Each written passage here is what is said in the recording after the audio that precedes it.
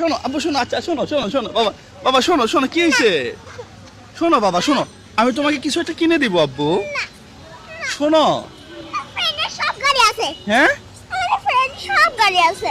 তোমার ফ্রেন্ডের ওগুলা ওগুলা প্লাস্টিকের গাড়ি বাবা। একটা গাড়ির দাম প্রায় 60-70 হাজার টাকা। হ্যাঁ, আমি অন্য কিছু কিনে দিচ্ছি আব্বু। হ্যাঁ দাঁড়াও একটু। আমাকে যদি গাড়ি কম নাই তাহলে আমাকে কি দিবা?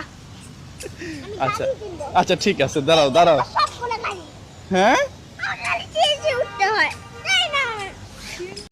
সিএনজি কেন উঠতে হবে আব্বু? শোনো, আমাদের গাড়ি আছে না।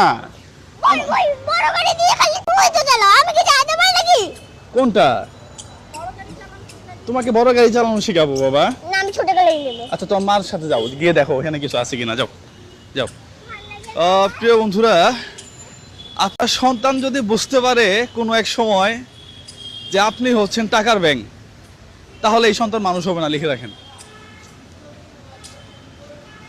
যদি কোনো সময় বুঝতে পারে যে আপনার কাছে চাবে আর আপনি খালি দিবেন, তাহলে এই সন্তান মানুষ হবে না। বিলিভ করেন আর না করেন, আমি চাইলে আমার মেয়েকে একটা গাড়ি কিনে দিতে পারি এখন, কিন্তু আমি দিব না এটা।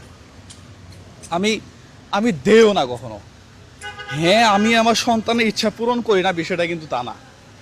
আমি আমার সন্তানকে ভালোবাসি না, বিষয়টা কিন্তু তা না। আমার চেয়ে আমার সন্তানকে কেউ বেশি ভালোবাসে না, কিন্তু একটু লিমিটেশনের মধ্যে রাখবেন।